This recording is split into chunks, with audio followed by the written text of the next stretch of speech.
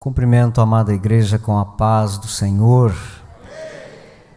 Como os irmãos bem sabem, estamos estudando a carta de Paulo aos Romanos e nós queremos abrir então a Bíblia nesta carta. Romanos, a parte que fala sobre a doutrina do pecado. Para os irmãos se situarem do capítulo 1, versículo 18, até o capítulo 3 e versículo 20, Paulo estava tratando do pecado, esse mal que assolou a toda a humanidade. É óbvio que nós não vamos ler todo esse texto, mas vamos abordar vários versículos desse trecho bíblico para nós entendermos esta doutrina. Por isso eu convido os irmãos a abrirem as vossas Bíblias lá no capítulo 3, versículo 9 até o 12. Está bom este lugar, né, irmãos? Estamos sentindo a presença do Senhor em nosso meio. Apesar desse tema ele não ser um tema que nós vamos glorificar muito a Deus, mas vamos entender, depois que for explanado esse tema, que Deus é maravilhoso. Então, antes de nós ouvirmos o que o pastor Isaac vai falar na próxima terça, se assim Deus permitir, nós precisamos aprender sobre a doutrina do pecado. Essa é a base para a doutrina da salvação. Ela está localizada na teologia sistemática, onde nós aprendemos sobre Deus, sobre Cristo, sobre os anjos, sobre o Espírito Santo e também esta doutrina que é chamada hamartiologia na linguagem teológica. Os irmãos encontraram o texto?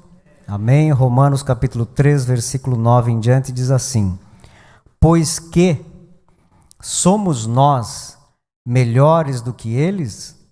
De maneira nenhuma, pois já demonstramos que, tanto judeus como gregos, todos estão debaixo do pecado. Como está escrito, não há um justo, nenhum sequer. Não há ninguém que entenda, não há ninguém que busque a Deus. Todos se extraviaram e juntamente se fizeram inúteis. Não há quem faça o bem, não há um sequer. Amém? Pode tomar o teu assento.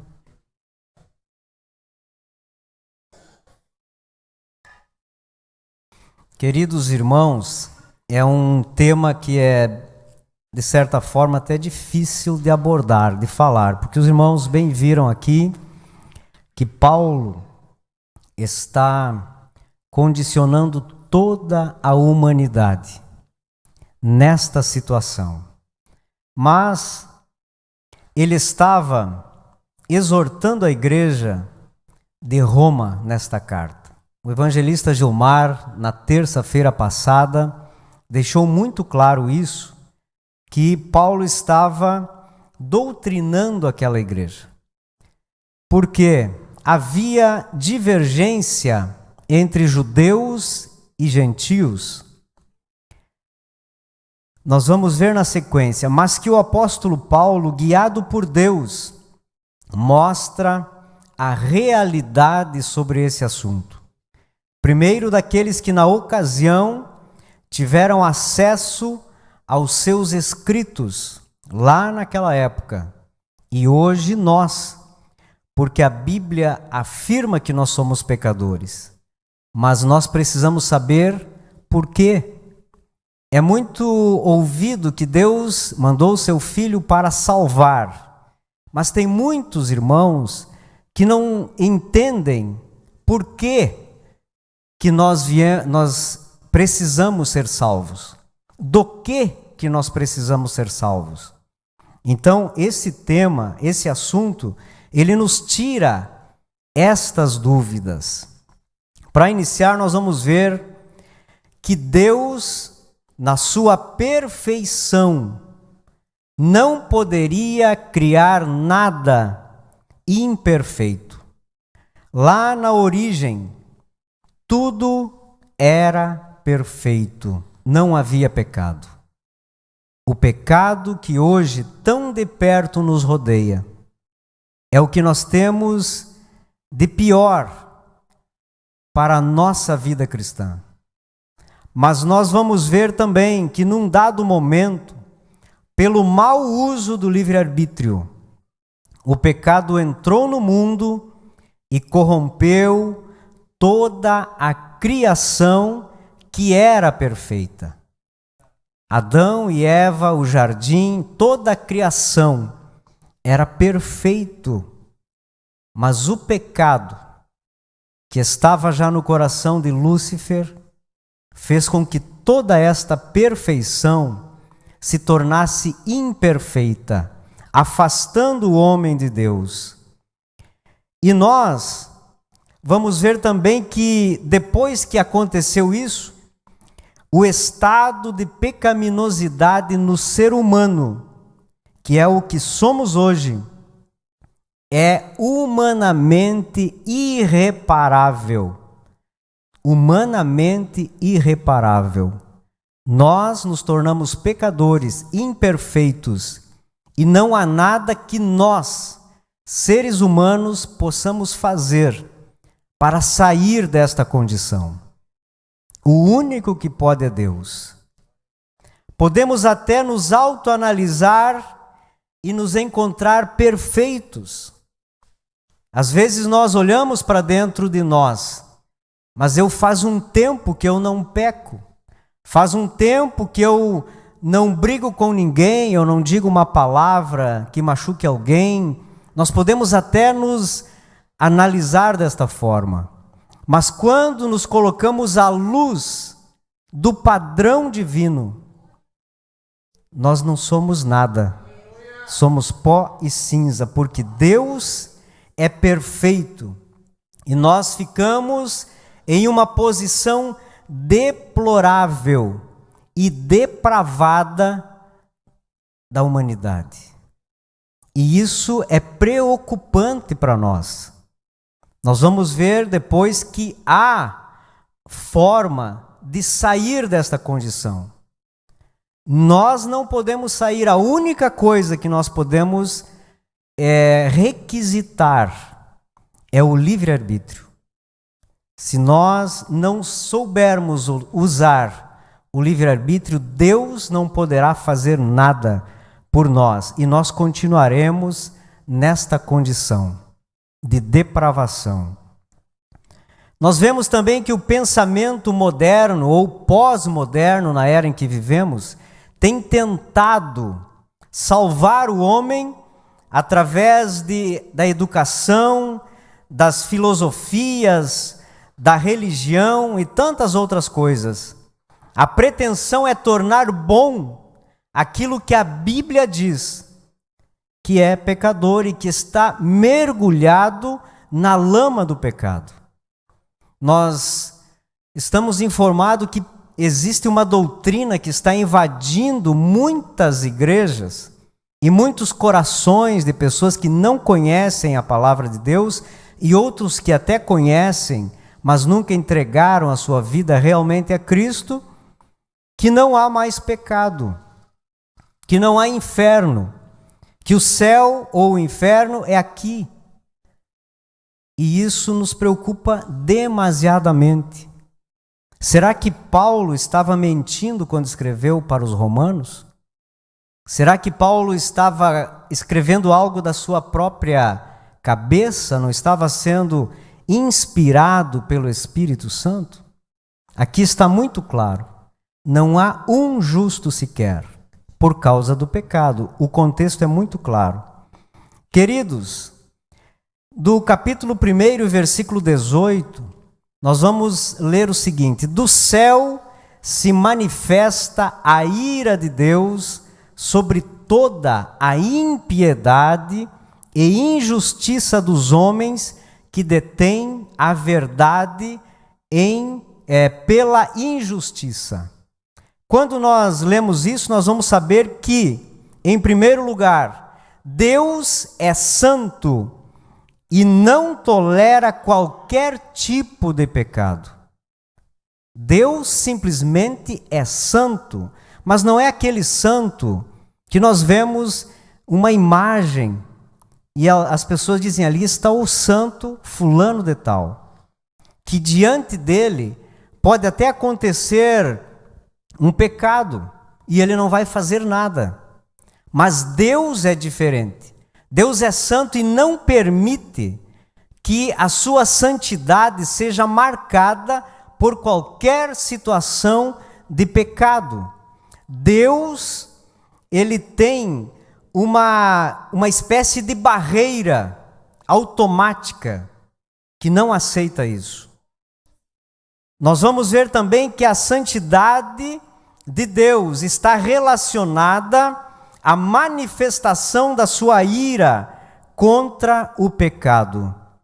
Quando Deus vê que o homem vai pecar, a sua ira se volta contra o pecado, não contra o pecador, mas contra aquilo que ele pratica, aquilo que está nele, a natureza pecaminosa. Deus não aceita estas coisas. Não é que Deus seja raivoso conosco. Deus não nos maltrata quando pecamos, mas Ele dá oportunidades. Nós vamos ver na própria carta aos Romanos, capítulo 5, versículo 8, que diz assim: mas Deus prova o seu amor para conosco, pelo fato de que Cristo morreu por nós, sendo nós ainda pecadores.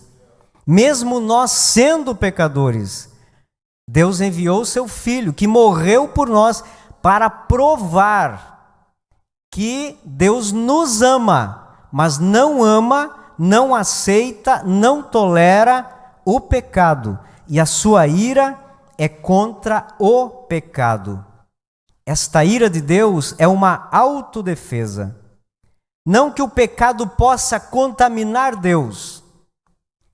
O negócio é o seguinte: Ele é santo e nada muda isso. Deus continua santo, independente se eu pecar ou não. O interessante é que Deus não aceita isso. Por quê? Porque a sua ira se manifesta contra toda a impiedade e injustiça do homem contra os seus semelhantes e contra Deus. A ira de Deus, ela se manifesta nesse momento. Para que nós entendamos, não é que cada vez que o homem peca, a ira de Deus ataca. Primeiro, nós precisamos entender que se nós pecarmos, Deus não quer ver, Deus não aceita. E segundo, esta ira será manifestada no juízo final contra aqueles que não se arrependerem. Nós falamos aqui algumas terças passadas sobre o mundo vindouro e falei bastante sobre arrependimento. O arrependimento é o que vai nos tirar desta condição.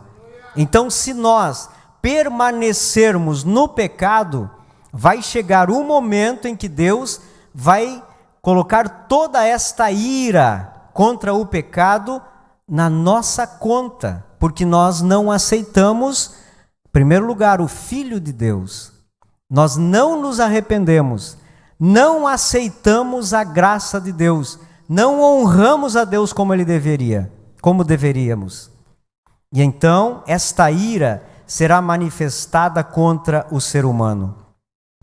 O ímpio é o que enfrenta a ira de Deus. Por quê? Em primeiro lugar, porque ele nega Deus em sua vida. Ele não reconhece Deus. ele age contra o seu próprio Criador. E ele vive uma vida como se Deus não existisse. A ira de Deus começa aqui. Nós estamos aqui dentro porque reconhecemos quem somos, quem é Deus, o que Deus fez por nós. Então, desta ira, nós, salvos por Jesus, já estamos isentos. Mas o ímpio não. O ímpio não vive para agradar, para louvar e adorar a Deus, mas vive como se Deus não existisse. O seu caminho é Ele que define. Não entregou a sua vida a Cristo, nem o seu caminho. Outra coisa, o injusto somente o é injusto quando deixa de fazer o que é reto, quando ele sabe que deveria ir por uma situação e ele vai por outra, quando ele sabe que a Bíblia manda ir por um lugar, mas ele decide ir para o outro, então ele erra o alvo, e esse desvio é premeditado. O homem faz de comum acordo com a sua própria consciência e os conselhos do seu próprio coração. Deixa Deus de lado e faz aquilo que ele quer. Deus não tolera isso também. A recusa do homem à verdade. O homem recusa a verdade. E é por isso que ele se torna, ou seja, ele continua pecador. Nós vamos ver nos versículos 19 ao 21 do capítulo 1, que diz assim: visto que o que de Deus se pode conhecer, neles se manifesta, porque Deus lhes manifestou. Pois desde a criação do mundo, os atributos invisíveis de Deus, o seu eterno poder e a sua divindade, se entendem e claramente se veem pelas coisas que foram criadas, de modo que esses homens são indesculpáveis. Marquem bem essa palavra. Pois tendo conhecido a Deus, não o glorificaram como Deus, nem lhe deram graças. Antes, seus raciocínios se tornaram fúteis, e seu coração insensato se obscureceu. Vamos analisar isso. O conhecimento de Deus é revelado na própria vida do homem. O homem pode negar ou rejeitar o conhecimento, porém não pode evitá-lo. Porque mesmo, queridos irmãos, que eu seja um ateu, que eu não reconheça a existência de Deus, é inegável que se eu olhar para a natureza, a criação de Deus, se eu olhar para o meu próprio corpo, se eu analisar como o meu corpo trabalha e funciona, no mínimo, pela lógica, eu deveria reconhecer que existe um ser superior, chamado Deus, que fez todas estas coisas. E quando eu simplesmente ignoro isto, eu caio aqui o que Paulo está escrevendo: indesculpável. Às vezes nós vemos que ficamos em dúvidas. Aquelas pessoas que não ouviram do Evangelho, que viveram em lugares remotos e que o Evangelho não chegou lá. Será que essas pessoas foram salvas ou não? E às vezes ficamos em dúvidas. Mas a palavra de Deus aqui é muito clara, que o homem, desde a criação do mundo, os atributos invisíveis de Deus são revelados ao homem. Ele pode até não aceitar, mas não pode evitar que isso é real. Então, depois nós vamos ver mais adiante que ele é indesculpável, porque se ele não aceitou nem o que ele vive, ele não tem argumento para depois querer exigir a salvação de Deus porque o evangelho não chegou lá. Nós vamos ver algumas coisas que são reais na Bíblia. Por exemplo, Melquisedeque, rei e sacerdote de Salém. Quando Abraão chegou lá, ele já conhecia Deus, mas a Bíblia não citava Melquisedeque antes. Melquisedeque talvez teve um encontro com Deus assim como teve Abraão.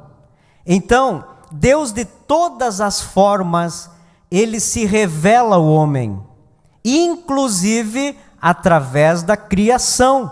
Mesmo que Deus não se revelasse para Melquisedeque, assim como se revelou a Abraão, Melquisedeque servia a esse Deus, porque ele pode ter acontecido dele olhar a natureza, ver a criação, olhar para ele, para os seus filhos, para os seus familiares e aceitar a revelação de Deus na sua vida. Reconheceu através da sua própria consciência. E aí eu pergunto, estas pessoas que nunca ouviram o evangelho, será que terão argumentos para Deus no grande juízo? Qual será o argumento? A Bíblia prova que eles têm conhecimento, mas não aceitam. Podem não aceitar, mas eles não conseguem evitar que existe um Deus. Quantas vezes você conta um testemunho que Deus fez na tua vida? E tem pessoas que não querem acreditar, mas que eles sabem que aconteceu.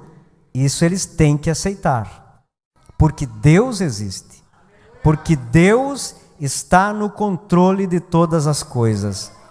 Do versículo 22 ao 24, nós vamos ver que esse pecado leva o homem a desordens físicas, morais e espirituais. Por quê?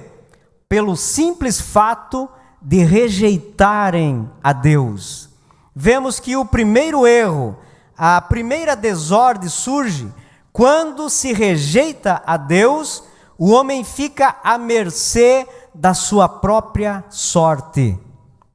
Ele não crê em Deus, ele não quer aceitar o que Deus tem de melhor para ele, acha que ele pode dar um norte para a sua vida, porém esquece que ele é carnal, que ele é pecador e dentro dele tem uma natureza pecaminosa e que o pecado vai tomar conta da vida dele.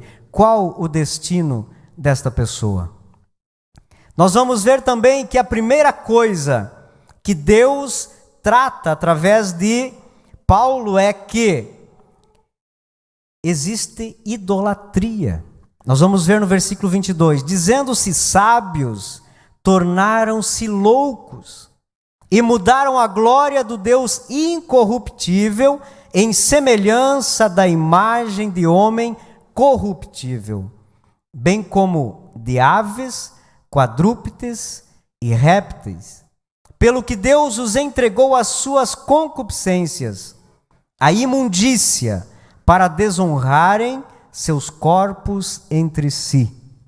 Em primeiro lugar, Deus se coloca contra o homem, a ira de Deus contra o homem e o seu pecado, primeiro porque ele não glorifica a Deus, mas idolatra as coisas. Ele tenta diminuir o Deus invisível para uma coisa. E lá no passado nós vamos ver que o homem fazia de barro, de madeira, de metal e se rebelava contra Deus. E nós vemos que lá em Êxodo capítulo 20, versículo 3, Deus diz ao seu povo: não terás outros deuses diante de mim. A idolatria fere, é uma ofensa à autoridade e o poder de Deus. É como o homem quisesse contestar Deus e dizer: eu não vou reconhecer o Deus que existe, o Deus invisível, mas eu vou adorar esta coisa, eu vou pedir para esta coisa, tentando diminuir o Deus Todo-Poderoso. e Deus não aceita. Deus se ofende com essa atitude do homem. O segundo erro acontece na vida física. Passam a desonrarem os seus próprios corpos. Como o versículo 24 que lemos falou, Deus os entregou às concupiscências dos seus corações. E como eu acabei de dizer, pecador que vai levar o homem para a lama do pecado. Quando nós queremos tomar as nossas próprias atitudes, nosso próprio caminho, não há outro caminho a não ser a lama do pecado. E é só Deus que pode tirar o homem de lá. Porque nós nos tornamos escravos dos nossos próprios desejos. Quando nós ignoramos Deus e a nossa consciência não está baseada na palavra do Senhor, os desejos carnais vão levar o homem para os pecados. E estas correntes fazem com que o homem peque contra o Espírito Santo, pois seus sentimentos passam a ser manipulados pelo pecado. E cada vez que o homem peca, ele mais pecador se torna, mais difícil fica a sua situação diante do Deus Todo-Poderoso. O terceiro erro acontece entre os seres humanos. Seus corpos passam a ser desonrados entre si. O pecado leva o homem a tornar-se objeto de prazeres. Versículo 24 diz: a imundícia, para desonrarem seus corpos entre si. Veja bem, lá no passado, Paulo já dizia, é uma imundícia quando se desonra os seus próprios corpos entre si. É correto o que está acontecendo na nossa sociedade? O que nós temos visto, irmãos, em se tratando mais de amor, sexo, de gêneros, tantas coisas que nós estamos vendo, e o pior de tudo é que isso está se tornando aceitável. A comunidade atual, a sociedade atual está colocando isso como comum. Nós vemos que existe um projeto de lei que eles querem aprovar o casamento entre pais e filhos. A situação em que chegou a humanidade é tremenda, e às vezes nós ouvimos sobre esta notícia e para nós já está se tornando natural, normal. Às vezes nós nem oramos para que Deus reverta esta situação, porque a sociedade se corrompeu, porque os prazeres que o homem alcança são perversos, são o fundo do poço da humanidade em que nós estamos vivendo por causa do pecado. E é o mais claro exemplo de desvio do alvo divino, e principalmente o sexo, porque Deus criou o sexo como bênção para a perpetuação das espécies, mas o homem desvirtuou e tornou o sexo um objetivo, sem objetivos, simplesmente para prazeres, tirando o objetivo original que Deus traçou. E quando nós fazemos algo, quando nós agimos de uma forma que não é o que Deus planejou, seja na parte sexual ou em qualquer outra situação, é sinal de que nós estamos errando o alvo. E errar o alvo é a palavra traduzida do grego para o português. Errar o alvo. Então, quando nós agimos desta forma, nós estamos indo contra os objetivos do nosso Deus, porque o pecado nos leva a fazer isso. Porém, existe uma sentença para todo aquele que cai nesse tipo de pecado. Lá em Apocalipse, capítulo 22 e 15, diz assim: ficarão de fora os cães, os feiticeiros e os que se prostituem. Que Deus nos livre de cairmos no pecado. Porque assim como o próprio Deus disse a Caim, o pecado jaz à porta. Em Hebreus, o escritor diz: o pecado que tão de perto nos rodeia. É como se fosse uma sombra que está querendo nos pegar. E nós precisamos ser fortes para que o pecado não caia por cima de nós, porque nós estamos livres dele enquanto nós cremos em um Deus que tem poder para nos salvar. A rejeição a Deus tem as suas consequências. Deus entregou então o homem à sua imundícia, sua própria imundícia. Seus impulsos pecaminosos o mantêm no pecado. Se nós não aceitamos a Deus, o ímpio que não reconhece Deus, Deus simplesmente os entrega às suas próprias concupiscências. Isso não quer dizer que Deus desistiu de lutar por eles.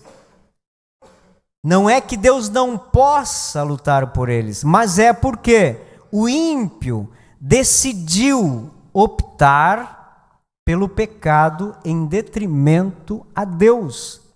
Decidiu se tornar escravo da imundícia dos seus próprios desejos. E eles são necessitados de libertação. E a libertação só acontece quando o homem usa o seu livre-arbítrio, reconhece o seu pecado, se arrepende do seu pecado. E então Deus o liberta, Deus o salva. Mas enquanto ele não reconhece isso, ele está jogado ao seu próprio desejo, ao seu próprio interesse. Do capítulo 2, do versículo 1 até o versículo 3, o capítulo 3, versículo 8, nós vamos ver sobre o julgamento divino sobre esse homem que não aceita Jesus. E nós vamos ver o seguinte: é inútil ao homem desculpar-se. Como nós lemos lá no versículo 20, esses são homens indesculpáveis. É inútil quando nós não queremos Deus e queremos simplesmente dizer a Deus que nós não somos pecadores. São palavras ao vento. E às vezes nós ouvimos de pessoas: eu não sou da igreja, mas eu tenho uma vida bem reta. Eu tenho uma vida que condiz, eu até parece sou mais crente do que os crentes. Isso é preocupante, porque as pessoas acham que a sua própria moralidade vai levar o homem para os céus. Mas a Bíblia nos prova que só tem um caminho, chamado Jesus Cristo. Glória a Deus que nós conhecemos esse caminho, que fomos alcançados pela graça. Paulo estava confrontando os judeus que pensavam estar salvos por serem filhos de Abraão. Por outro lado, os gentios achavam que estavam justificados por causa da sua própria moralidade. Ali estava a divergência entre judeus e gentios. Gentios entendiam é que nós recebemos a palavra, nós que recebemos o Messias, então Deus será tolerante para conosco.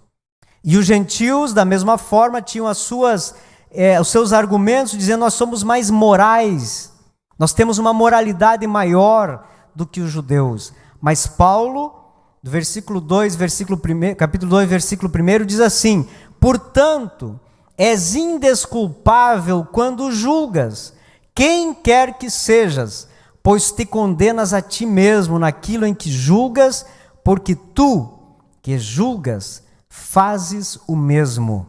Tanto judeus quanto gentios tentavam julgar uns aos outros, mas eles não estão na condição de julgar ninguém, porque são pecadores. Nós seremos julgados por Deus, o supremo juiz. E Ele é justo, e nele não encontramos possibilidade de erro alguns. E a forma pelas quais Deus julga os homens, em primeiro lugar, através da verdade. A partir do versículo 2 do capítulo 2 até o 5, nós começamos a ver então este julgamento, e o primeiro é através da verdade. Por quê? Porque Deus planta no homem uma consciência, uma lei interna, que mesmo nós, não tendo uma lei assim como tinha ou como têm os judeus, nós deveríamos seguir pela retidão, pela moralidade, porque o homem sabe o que é certo. O homem sabe o que é correto. E mesmo que não tenha a palavra de Deus, mesmo que não tenha a lei dos judeus para se basear, dentro de nós existe uma consciência. E se nós dermos ouvidos à consciência que temos, nós não pecaremos contra Deus. O judeu então pensava que Deus seria mais duro com os gentios.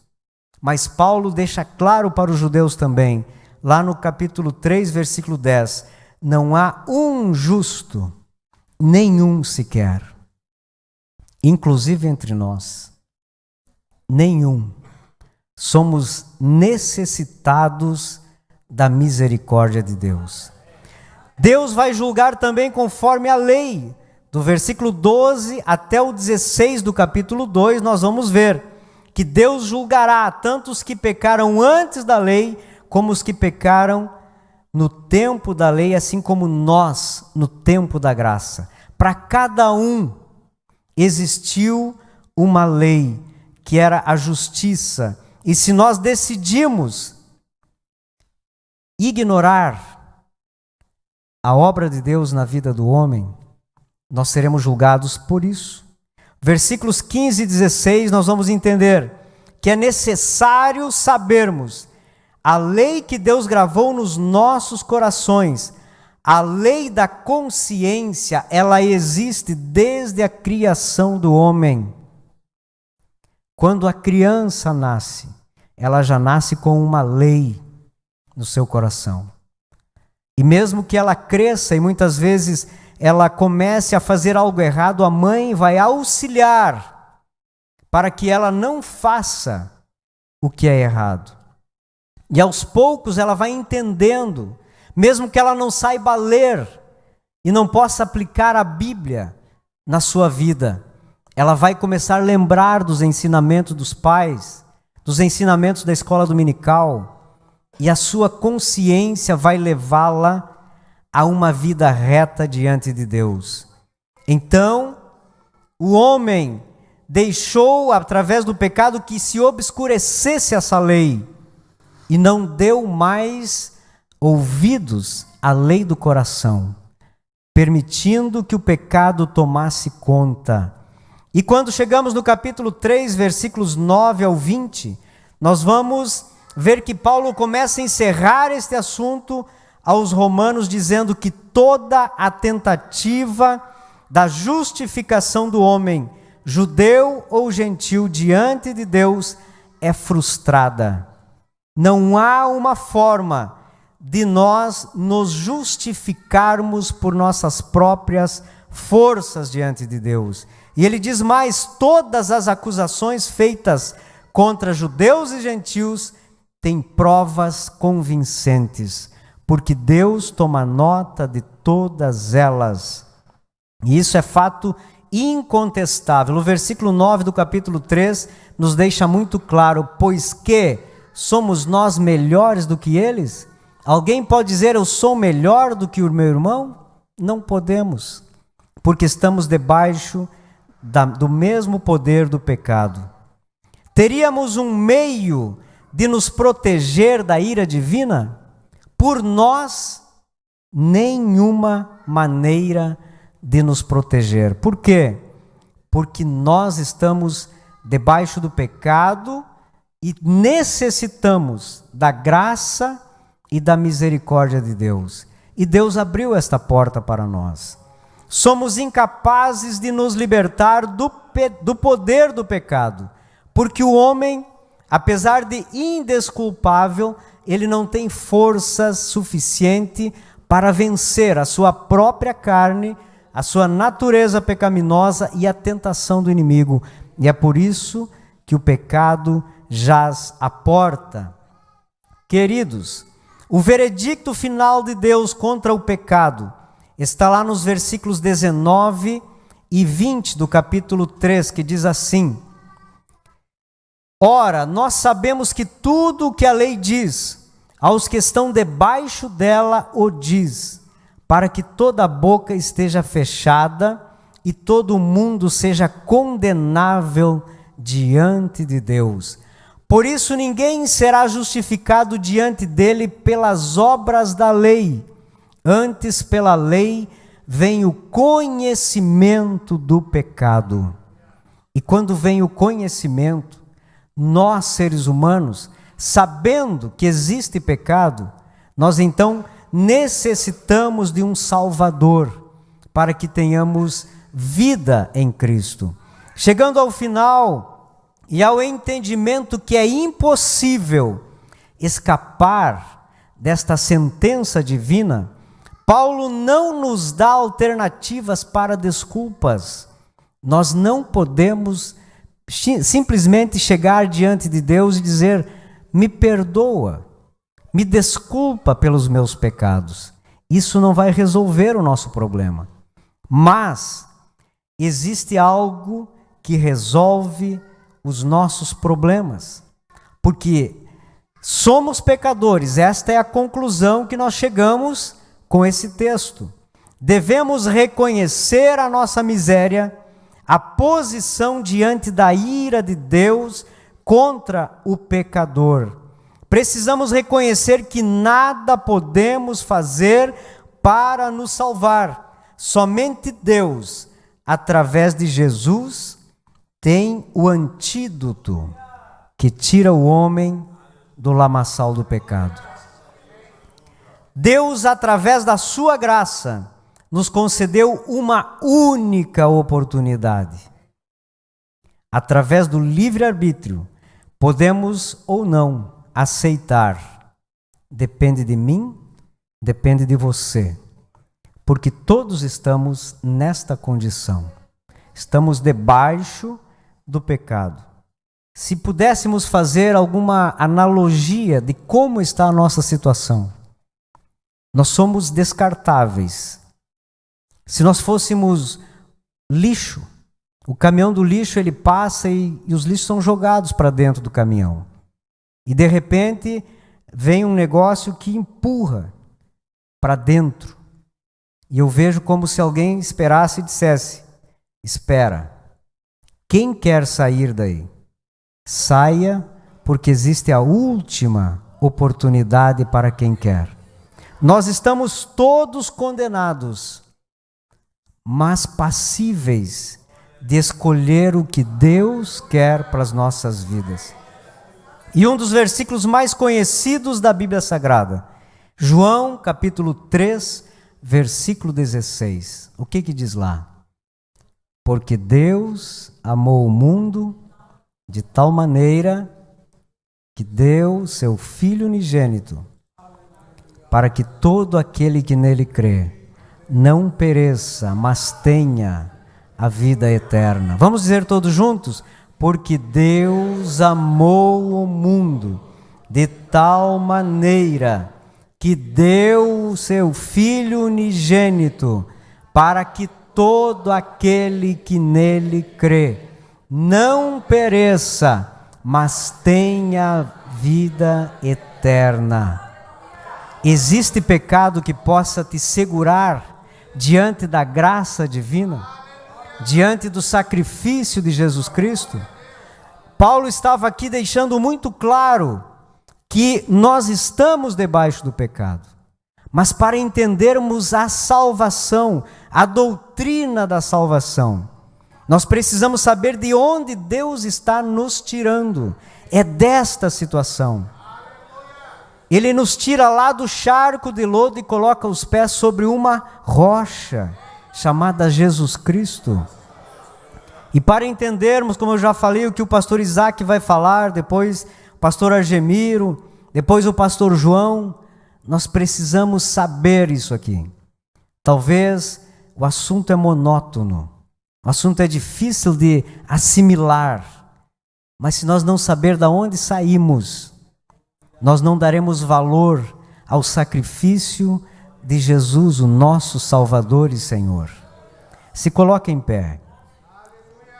Se alguém foi tocado nesta noite, se alguém sentiu que está nesta condição, que ainda não levou a sério a salvação de Jesus Cristo, o sacrifício na cruz do Calvário, esta é a oportunidade que Deus está dando para você, para que não caia nas armadilhas do diabo, que o pecado que tão de perto nos rodeia não tome conta da tua vida, que o coração que está dentro de ti, ele não te engode e te leve a passos largos para o inferno.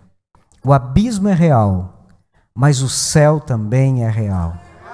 O pecado existe, mas existe um Deus todo-poderoso que quer a nossa salvação. Tem alguém que quer passar aqui na frente nesta noite? Tem alguém que quer entregar a sua vida a Cristo? Tem alguém que está se sentindo fraco, desanimado, mas sente a necessidade de um conserto com Deus?